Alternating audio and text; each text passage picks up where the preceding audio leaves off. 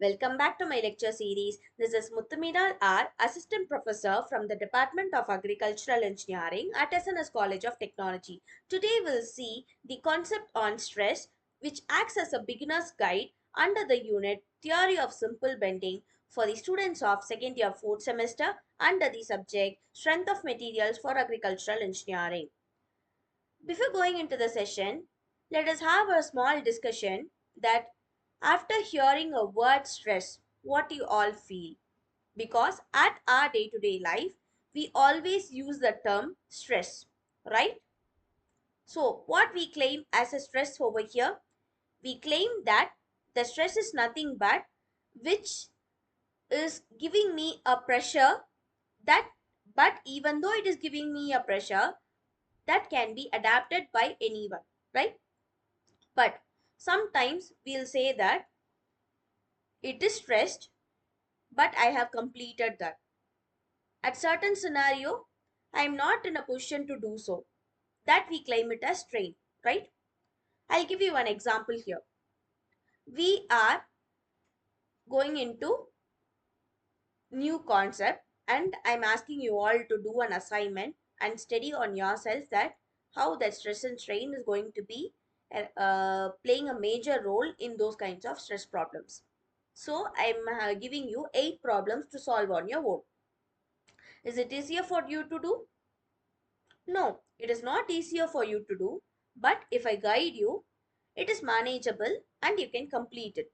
Similarly, if I ask you all to do 20 problems, what will happen? You think that the time is not sufficient and it is not manageable by me. So, even one problem is not going to be completed by me at the time period because I know that I am not in a position to complete those 20 problems within a day. What you all will do? Anyway, I am going to not complete the assignment. So, I am not going to start it also. Right? So, that is nothing but strain. So these are the things that we claim at our real life. Similarly, at every material, there are certain stresses. Okay? And we all do go and see bridges and everything, aircrafts, wings, engineering concepts, machines, everything is acted upon certain forces. And those kinds of forces are making the structure to stumble, but they are fascinatingly accepting those loads and they are working in a very good manner.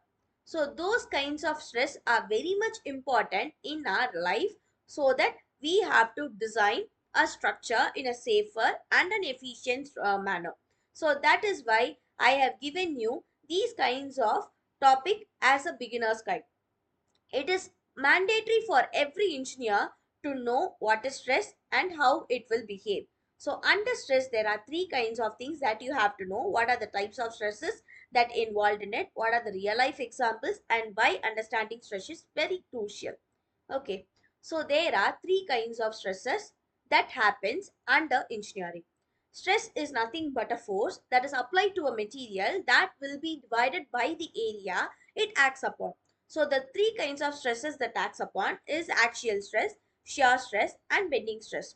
Axial stress is nothing but which we claim as normal stress. Okay. So normal stress, that means that force is acting in a particular point. The first one, normal stress.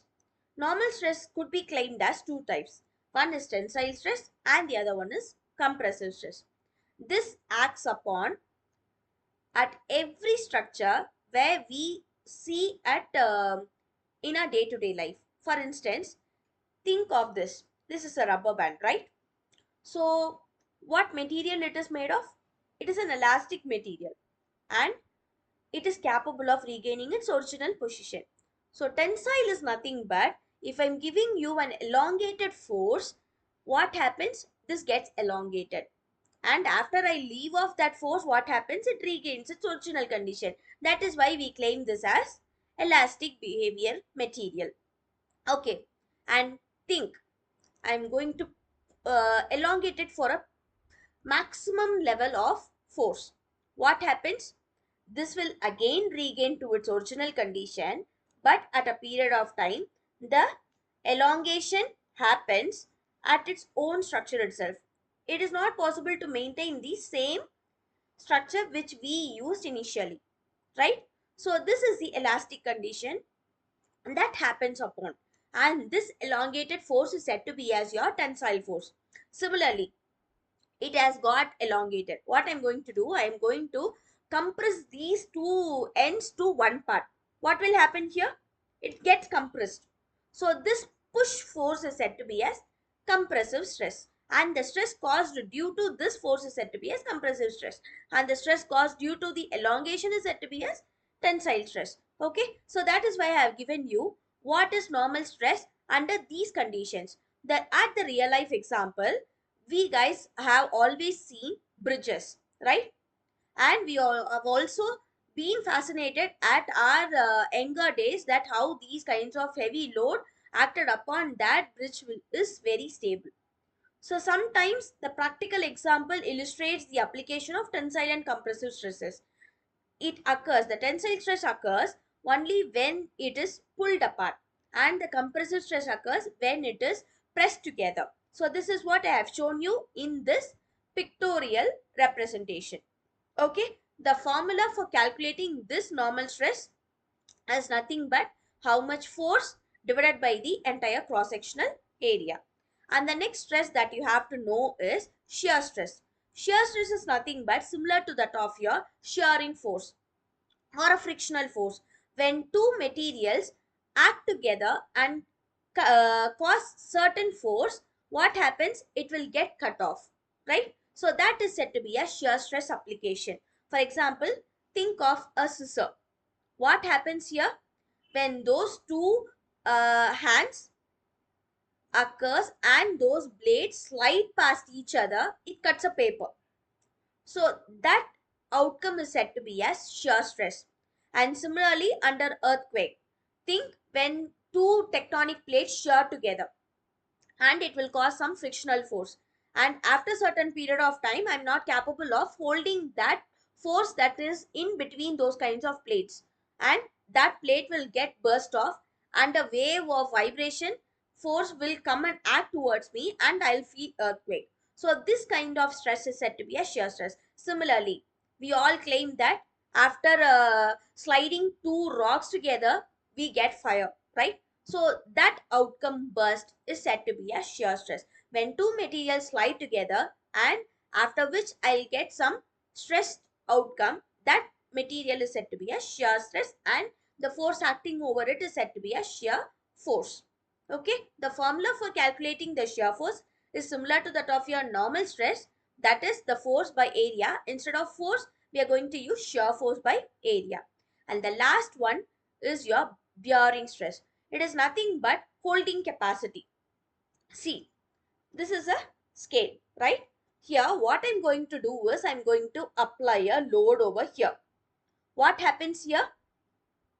It is flexible, and that force is acted upon at both the parts, and this load is bearable by the scale. And similarly, if I'm going to give you maximum amount of force, what happens? It will get breaked off, right? So bearing stress is nothing but when a force is acted upon over a structure, and that structure is holded upon by certain materials, and that material will create a force, and that force will act as a stress over that part.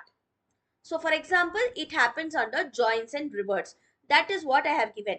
Wherever I'm going to hold upon a plate with a screw, and that plate is holded upon with the help of a bolt, and that bolt has to have a capability to accommodate all the forces that is going to happen upon that stress. And also we all do play cards, right? What I'll do a sliding force to split up cards among my friends, and that force is said to be as your bearing force. So these are some kinds of things that happen under bearing stress. So here the example of bearing stress that happens under joints and rivets are at bolted connections in bridges, and over the shoe on a surface that foot pressure they create a bearing stress on ground, right? Under joints experiencing bearing stress under aircrafts. Everywhere these kinds of stresses are felt upon. So this is why I have brought to you what is stress. So the main concluding remarks is nothing but what we have seen. We have seen normal stress, we have seen shear stress, we have seen bearing stress. If I heard a word stress, and if I'm going to use rubber bands or I'm going to use a scissors, what I'll have to think upon? I have to think upon the type of stress that is going to happen in that material. So this is how we can correlate myself with the stress that is happening over a material under certain behavioral condition, and it will help me to enrich myself to analyze the stress that is going to happen upon the structure. Okay, so this is what I have prepared for today's class. See you at the next class. If you guys have any kinds of doubt or anything, ping me anytime. Thank you.